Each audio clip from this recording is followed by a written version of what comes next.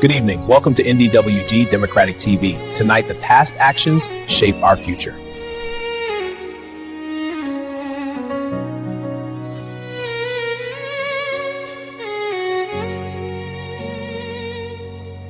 Mwari wetu inzwa kuchema nyika yedu yavapanguva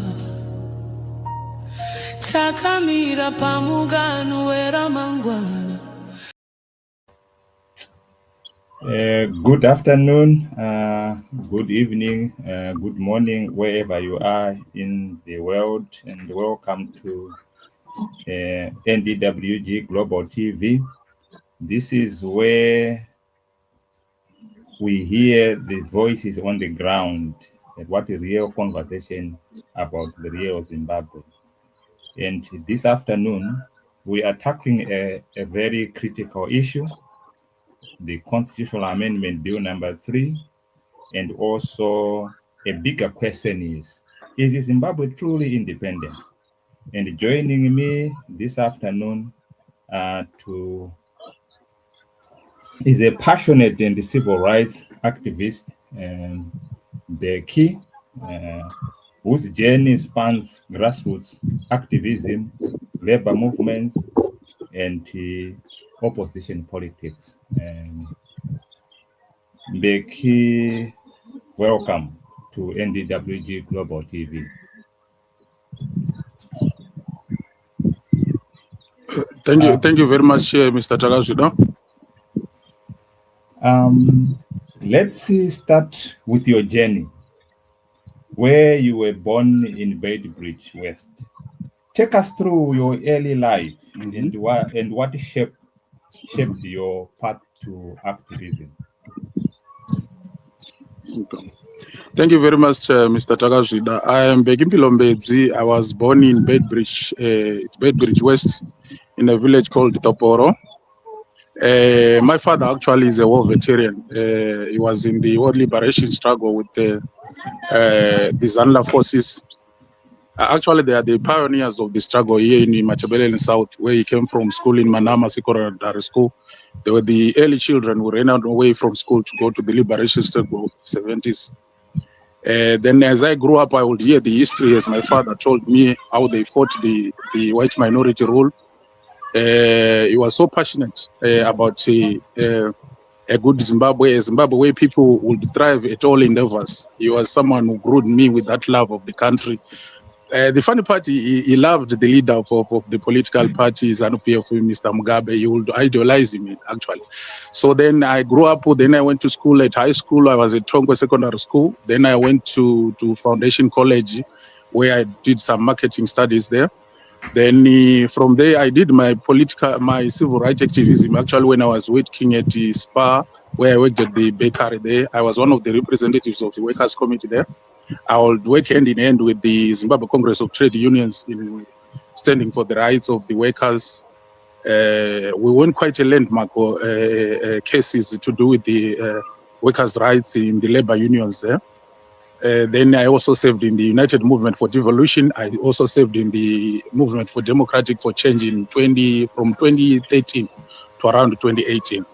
That's actually my past history. Then within the communities here, I'm all known about, I am so passionate about issues of development, which is in our local authority, our councils. I'm involved with the many development committees within my community. That's basically briefly who I am as Becky Mpilombedzi. Thank you very much. And I think you have mentioned about your father being involved in the liberation struggle at a young age. What does that mean to the young Zimbabweans?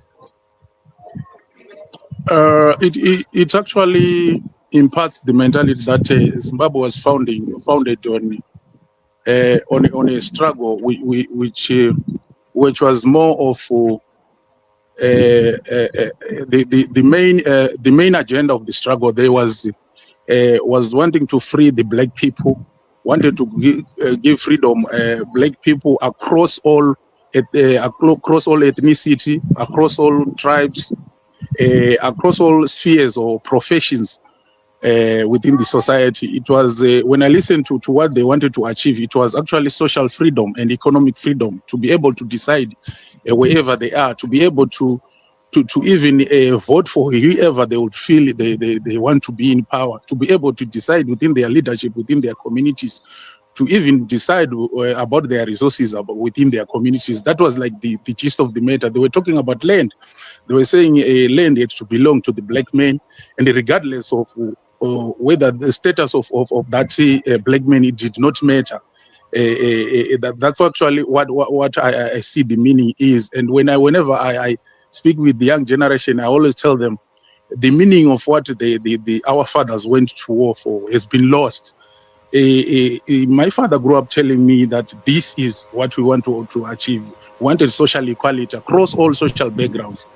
But then what we are seeing today, we are seeing that there is this elitism which is there in our society. We are seeing that there is that saying which goes like there are other men which are more equal than the other.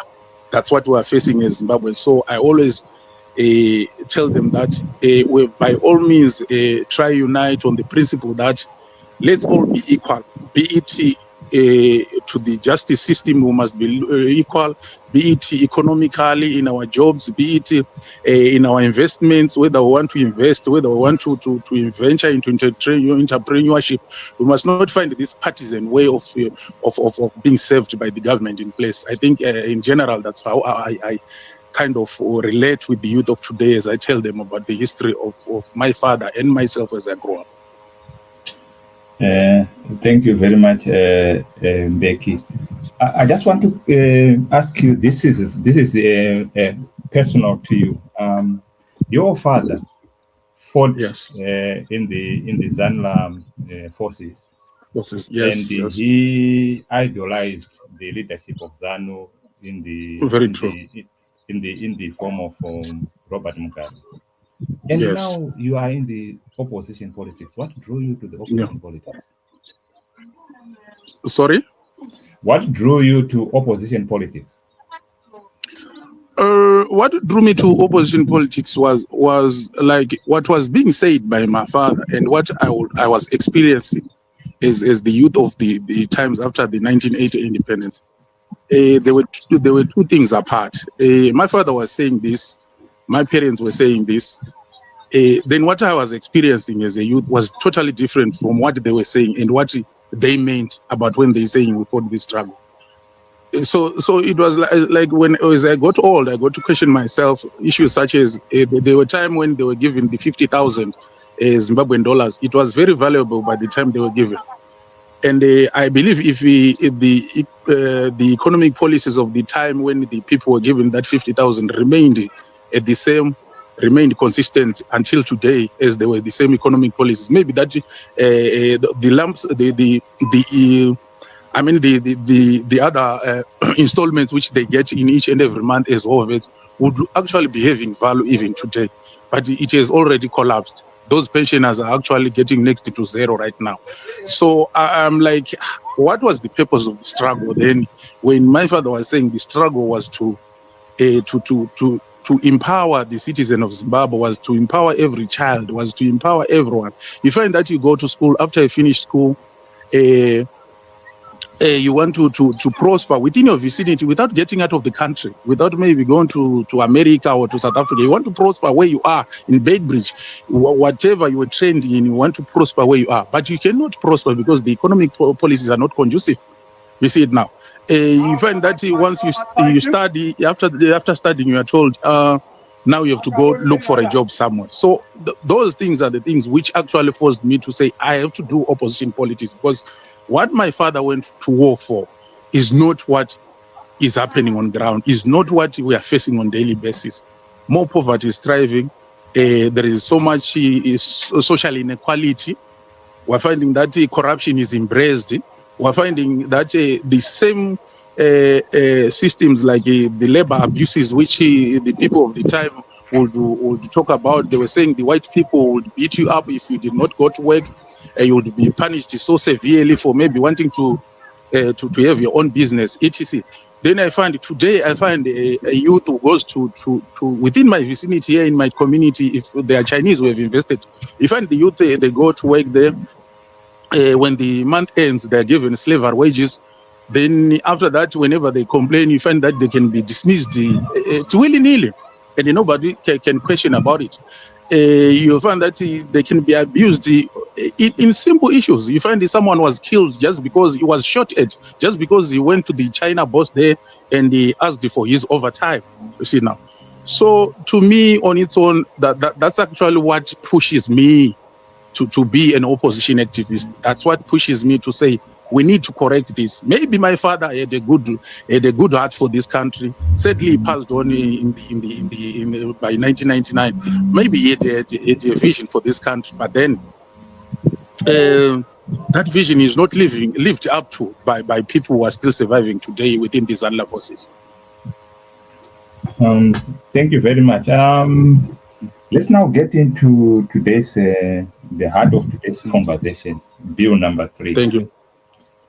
For viewers who may not fully understand it, can you briefly explain what is it and why it matters? Bill number 3. Okay, thank you very much. What the bill actually is actually advocating for, it is actually advocating for actually eradicating the principle that the citizens must vote for their own president. That is part of the section of the section of the bill. It is advocating that the members of parliament will have to vote for their own for the president once they are voted into power in elections. So it is actually going to do away with one man, one vote principle, which was a principle which our fathers also went to war for, which is a principle which even by 2013, when we adopted the constitution of 2013, it was the main agenda of saying the people have to decide their leader in a ballot box, which is one man, one vote. The leader of the country is to be decided that. So actually it is going to reverse all those gains. Then there is the part of the bill which talks about the politicization of the traditional leaders. This one actually, it is going to do away with all the principles of separation of powers, because we're talking of the current constitution stipulates that chiefs must be apolitical. Then as it stipulates that chiefs must be apolitical, the today amendment is saying chiefs must be political. The reason for chiefs to be apolitical, we're saying chiefs are the judiciary service of the traditional leaders. They are also the cultural and the traditional custodians of our communities. So to now then brand them in political regalia and political attires and partisan politics will actually defeat the whole idea of a cultural identity across all divides, across all ethnicity. That idea will actually have collapsed. And also we're going to see the control of the voting. We're going to see the control of how people are voting, because if right now I stay in my village here under the Chitauze, I am going there, maybe I'm facing a case which is going to be decided by the traditional leader there. You'll just have to say, since this Mr. Mbedzi comes from so and so political party, I have every right to decide whichever way to say about this case. So that's basically what the bill is saying. So it's going to actually kill the old idea of justice system, of the justice system. It is going to kill the idea of a free Zimbabwe, of freedom, of even freedom of expression on its own. How can I express myself as a such and such a political leader in a community which is led by a traditional leader who is saying belongs to such and such a political party? I'm in the land of the Mbedzi, I'm in the land of the Chitauze. Then I'm saying I belong to such a political party when the land owner, the custodian of the land, Mr. Charles Chitauze, is saying the land he represents such a political party. So now we are going to face a lot of problems. We are going to face a lot of anarchy, a lot of division within our communities, a lot of hate is going to be brewed within our communities. So there is also a part where they are saying they want to change the statistics gathering to do with the voter registration. They want to actually pluck some part of the power which had already been instilled to the Zimbabwe Electoral Commission. They want to pluck it back to the registrar's office, which is when I listen to it, when I look at it, it's more like a end of war to say I'm now meeting what I once met in 2007, 2008, whereby people were talking about people who voted, who had been declared dead at the registrar's office, but their IDs were voting. You see it now. So those are like the ghosts which actually wake up in me and say, hey, brother, we're heading back there. You see it now. So I think this is going to actually, all the electoral reforms which we had gained from 2013 are actually going to be reversed. All the gains of the government of national unity are going to be reversed by that amendment on its own. So that's basically and briefly or the part of the constitutional amendments which I see are very much a threat to our democracy, to our country at large. Thank you very much. Thank you very much. For those watching us live online, you can type your comments, your questions to Bekimpilo. You'll be able to respond to them. Furthermore, Becky, there have been concerns that such amendment may weaken democracy. In your view, does Amendment Bill number 3 strengthen or weaken democracy in Zimbabwe? Obviously, as I alluded to my previous submission, this is total weakening of democracy. We are going to see a separation of powers now becoming so difficult because we are going to see center of power being centered on one man, on the presidents only. We are going to see, even before we had those amendments, this current amendment, look how power has been centralized to the office of the president in Zimbabwe right now. Statutory instruments are crafted each and every day. We are seeing the presidential executive powers are always invoked at any time by the current president. Then I'm saying plus this amendment, if let's say this amendment goes to life, where are we going? Are we not going to total shutdown again? Are we not going to total mutilation of our democracy? Are we not going back to zero tolerance to any voice of reason? As we're seeing today, anyone to express himself within our Zimbabwe right now, to say he or she stands for such a political party, you can be victimized. We are seeing today someone just to express his or her own voice gets victimized at any time, at willy-nilly by the ruling party. So that's where we are heading. We are going back, we are reversing. We had taken, in 2013, we had taken 5 steps ahead in terms of developing our democracy and bettering our democracy.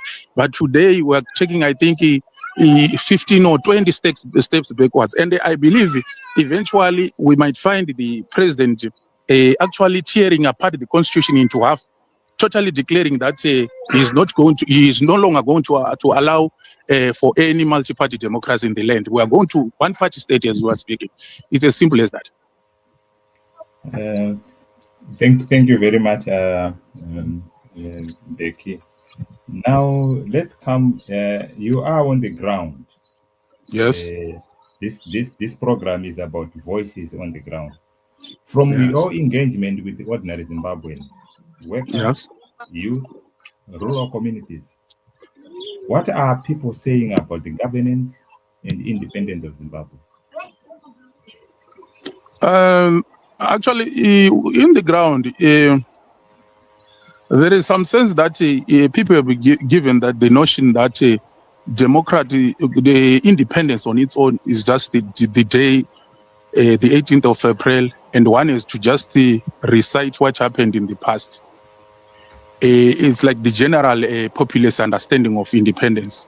Then I meet also those who are who are actually against the idea of celebrating independence as just an event. They're saying independence has got a meaning. To say when we are saying we are independent, that simply means we are no longer dependent at something.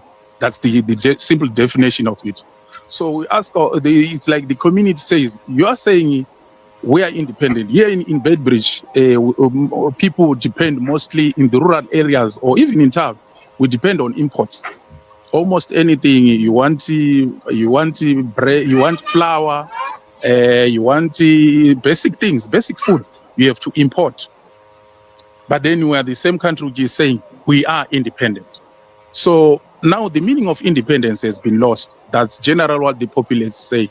It's saying the meaning of it has been lost. We're finding our children, when we went to war, we also were talking about the free education, but we're finding children until today, you have to pay for school fees. Sadly, even after you have paid for those exorbitant school fees, the same children then get scattered away to go to South Africa to look for jobs. Here in Bedbridge, we have got so much reports of people drowning in the river Limpopo as they try cross to South Africa in search of greener pastures. So that's like how the general populace experience on daily basis. So the meaning of independence actually has been lost, as I say. It has been lost, and it's something. In order for it to be recovered, the people are saying we just have to reproject ourselves in a new way of thinking and approach this all of governance in a new approach. And the only new approach is to actually gather ourselves, mobilize ourselves, and then formulate an organization that can free us from this bondage. That's actually what they say. Thank you very much for that elaborate explanation of the actual sentiments on the ground when it comes to people, how they feel about Zimbabwe. Okay, it's almost just a follow up to that one. Zimbabwe is often is described as independent, and in today's, you have already answered this question. You have said people on the ground are saying they don't feel there is independence, just symbolic, just rhetoric. But from your point of view, do you believe Zimbabwe is truly independent today? Personally, I don't see any independence, because I also relate with the same masses which I stay within my community. That I don't think we can talk of independence when the freedoms which we gained by 2013, as simple as the freedom of expression. Maybe you want to say right now you don't agree with the government on this amendment bill, but you find that people can be sent in your home at any time, then you get beaten, then the government does not account. Right now we're hearing there is a guy, it was in Harare, it was a certain youth, is it Mona or Midzi? I'm very sorry, I can't remember, but I saw follow up on that story of that young guy who actually went to report that he had been victimized, as he spoke about challenging the amendment bill. He was victimized. Then he wanted to report to the police. Sadly, he was the same guy who got arrested at the police camp there. So where is the meaning of independence there? Where is the meaning of independence there? When such a simple thing can now escalate to someone staying in prison for almost a month or 2 months just because he had got there to report a victimization to the government, and the same government has arrested him. So where is the meaning of independence there? Where is the meaning of independence when right now, when I want just a simple job, not maybe a professionally aligned job, to be a simple to go to the industry as a laborer and working in the industry there, I cannot get that job because there are no jobs in Zimbabwe. The industry is not functioning. It's the same industry which is actually we said it's going to be powerful. They're actually talking about the ZIG policy, currency which is valueless. They're saying that money is going to empower the industry to produce, but we know we've been here. They're just it's another rhetoric again. We're going to the same misery again. We're not going to see any production. So where is independence? That's actually my point. Where is independence? There is no independence if we're still suffering as such.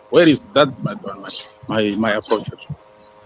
Yeah, thank you very much. I remember the young man you were talking about. Actually, he was arrested and taken to Mbare Medical State, and he was and the person who went to report a counter incident. Actually, it was about having something worth £10 being stolen, and the young man was denied bail for that £10. So Yes. So I remember. I think it was when we were having a conversation with Tawuya the other day, who actually elaborated on that case as well. Yes. Now, you are now working with the National Democratic Working Group, NDWG. Yes. What is the mission of National Democratic Working Group, and how is it contributing to democratization of Zimbabwe? Okay. The National Democratic Working Group actually is a movement, a civil society organization, which is actually founded by Mr. Job Scala, who was actually incarcerated for almost 2 years for standing up for the human rights of fellow Zimbabweans. He was incarcerated actually for standing for defending a fellow citizen was murdered and butchered by the same ZANU-PF system which we are talking about, by the same regime in the opposition circles. Then he served about 2 years. So this organization, actually, the main agenda is to group all citizens within their own different spheres and their own perspective in terms of building a better Zimbabwe. It's a civil society organization which is aimed at democratizing Zimbabwe. That's why it's called National Democratic Working Group. It's there to work towards the democratization of Zimbabwe. And it is actually in a journey to allow people across all political, ethical, religious, racial groups to air their concerns and also to project their way forward in terms of what kind of a Zimbabwe do they envision. Vanoona Zimbabwe kuti vari kudai rudziko. It's actually what the National Democratic Working Group is all about. So the main agenda here is we go around canvassing people, asking them their opinions, and also allowing their opinions to be aired within the National Democratic Working Group in the journey towards formulation and a robust political party, which is aimed at freeing the masses of Zimbabwe. It is a non-racial, non-tribal, a non-religious organization which will never ever discriminate anyone on any religious grounds as an organization. It's an organization which is actually wants to finish the journey of those who went to war by 1970 and those who died around 2008, early 2000 in the name of opposition. It's an organization which is after bringing that spirit back to the people of Zimbabwe to say we can achieve it under the same thing, under thinking that we are one Zimbabwe before any political affiliation. We are the same Zimbabwe. If today in my home there is no bread and you, my brother next door, do not have bread, that simply means we suffer the same. We must never be divided on a political alliance, but what must center us is the bread, is the basket of Zimbabwe and the dream of Zimbabwe as a whole. It's basically what the National Democratic Working Group envisions to achieve in short. Thank you very much, Becky. Before we come to the closing bit, we will not do justice by if we don't listen to you in your solo message to the masses of Zimbabwe about what you think about independence. So let's hear you speak. Mashaka ndivombedza kanokhala Zimbabwe mbokolowa una mbokolo ine yamaone ndi yamazvifi rotobokolola vana vavamwe rotobokolola vamwe vathu ori ne vamwe vathu the ordinary people orali auna na muthiyo wokolowa utorina mbokolo ifiyo izvo zvino chiri wagudisa mwana wawo wapedza dzikholomo na dzimbuzi midini eneko ari achiyonyaga mushumo asauwanikhala Zimbabwe toti ori aliwanasa wari kuetodoera fiyo ungaswera fiyo udowana mishonga usina ambulance kumakumaya unotakula une na vaone ahune auri nitakula nitodhibodera ene zvinombopolo ori vari kwaba ifiyo idorina mbopolo ifiyo namusi vomunanga gwa vaporera kunyagori vadzure ofisi mpaka madhova vaufa vakangotochinja nayo ndayotewa yaratedorana nga 2013 uri vatendere uri vadidzurere muvusoni mpaka une vafuna hone vava vachivhoteriwa paramendeni mara hone uri vovhoteriwa nga vathu upone vachikochena chidhuroni ridori ndifiyo mbopolo eneko vana va mathebeleni va Tshivenda ni vothe Masotho Madebele na Matsonga zwoṱhe zwo ṱangana ndi uri a ri ṱanganani ri tendelana tshithu tshithihi ni songo ḓitswenya nga ḓuvha ḽa mbofholowo ḽa mazwivhi ḽa ṋamusi ḽa dzi 18 ino khou vhuya ni songo vha na zwiḓitswenya nga dzi 18 April ni songo vha na ḓitswenya u bva miḓini yanu dzulani miḓini yanu nongo vha vhulaya dzinḓou dzavho na dzimini dzavho henengei vha ḓo ḽa vha nthihi ndi kuri a hu na mbofholowo ine ra vha khayo ri ḓo ri kha mbofholowo ifhio uri pfhanelo dzashu vhukuma dzi ri kha ndayotewa yashu a dzi ṱhoniphiwi na ya shuma machainani zwino ni holiswa masheleni a nonga 2000 rand muchaina u ya kona kana u vhulaya muthu wa Zimbabwe a tshi mu vhulaela uri khou ya nga tshelede yawe muvhuso wa fana wa sedza wa to sea maḓuvha no vhukuma ri under modern day slavery una exploitation no to italea muvhuso wa sedza dzi ḓo ri kha mbofholowo ifhio ndawe nduna ndi khou ri hone fhungo ḽi ri hone ni songo ya nga dzi 18 dza April kha independence ḓi dzuleni miḓini yanu vha ḓo ḽa vhone vho munanga kona vhana vha na mashaka avho dzi independence dzavho dze vha ḓi itela uri ne vho khotsi yashu a huna zwe vha ḓo sokou tenda zwenezwo ri ḓo itani vho lwela uri ri sogole hayi ni songo ḓitswenya ndawe nduni ndaa.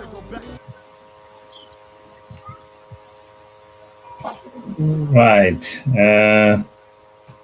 Thank you very much for such a passionate presentation, and it was good that it was done in your vernacular language so that people can really resonate, can understand. I think yesterday we had a conversation with Professor Maduka, and one of the messages that he said we should begin to tell people about what this deal means in any language and in any community, so that people understand, so that when we then say to them, let's do this, they will be acting from a position, from an informed position.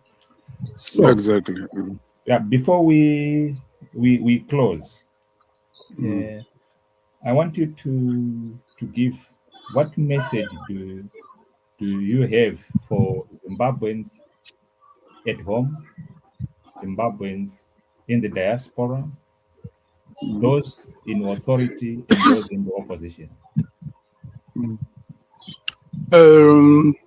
What I would like to say is, from start, Zimbabwe is a great nation. Even if you listen to its national anthem, it's a nation which has got almost everything in this world we can dream about. You can talk of gold, you can talk, I mean everything you can dream about in this world, you can find it in Zimbabwe. But the only lagging factor is the leadership. The people which are in government are the ones who are ruining the flag of Zimbabwe. I would like to say to those who are in Zimbabwe, let's keep on having this, the hope that one day this Zimbabwe will be a better place. But only hoping without doing anything is not enough. We must hope at the same time, initiating thoughts, initiating practical measures towards getting our freedom. It's not only thinking about it, it's not only talking about it. Let's act towards what we mean. Then I believe one day we'll see a Zimbabwe. Those in diaspora, do not forget that back home there is a duty. Most of those in diaspora went in the name of economic freedom. You are there to cover the space of bread and butter issues. But back home where you come from your village, whether it's Motoko, whether it's Toporo, whether it's Limpopo, that's where you belong, and that's where the development of you as an individual begins from. So in order to restore that identity, support the organizations back home in any way you can, be it financially, be it even in the social media, to air the voices there in support. It's enough. Solidarity is good enough. In the embassies there, let's see you who went there outside of Zimbabwe in search of greener pastures. Let's see you supporting those like-minded organizations when they stand up. It's not that you belong to them when you stand with them, but you belong to them in the name of Zimbabwe. Zimbabwe must be above all political divides, whether in ruling party or in the opposition. What matters is Zimbabwe is to be saved by people who love it. And Zimbabwe is a great nation. Above all politics, above all individuals, which we can hate as persons. Maybe I can hate someone because he does this wrong. Maybe today I hate Mnangagwa as an individual because of what he's doing. But above that, we are all Zimbabwe. Me and Mnangagwa, we are Zimbabweans. If we can we can rise above that thinking and say, we can make this Zimbabwe a better place. I think we will be better people in this whole world, and we will be envied by many other countries. Actually, we can even change from this mode where we're always looking west for help or east for help. You'll find west and east looking in Zimbabwe to say, how can we work to better ourselves back home there in their Americas and their China? So let's not give up. Let's always believe that we can make Zimbabwe great again. That's what I can basically say. Yeah. Thank you very much. You really mentioned that the people in the diaspora has got a role to play, and I understand those in South Africa they are arranging a protest to close the borders in South Africa there, and I think those in the United Kingdom are arranging a protest on the 18th of April at the Zimbabwe House. So if you are in South Africa, get in touch with those that are arranging the protest in South Africa. If you are in the United Kingdom, join hands with those that are arranging the protest in the United Kingdom. If you are in any other country where there are no initiatives, you are there, you can start to raise concerns and gather people so that you can do something in whichever jurisdiction you find yourself in. So, Becky, thank you for coming on NDWG Global TV and sharing your thoughts and your views about your Zimbabwe. Your insights are very powerful, especially I think your observation that we are calling ourselves independent, but in your area you depend on imports from South Africa. You depend on employment from the Chinese, and you are being abused. And you, in your own words, if I can borrow them, you said modern day slavery. So how can we call Zimbabwe independent when every sphere of our lives, being socially, politically, and economically, depends on other nations? So to our viewers, as always, this has been Voices on the Ground on National Democratic Working Group Global TV. This conversation continues. Is Zimbabwe truly independent? And whose voices really matters? Are the voices of the masses matter, or is it just the voices of those in power? I am your host, Misha, staying informed, stay engaged, and stay empowered. Until we meet again, hopefully with Becky or any other person that is really on the ground, I say good day. Thank you, Becky, for being our guest today. Thank you, bro. To help us grow, please give us a big thumbs up, share this video with your network, and hit that subscribe button right now.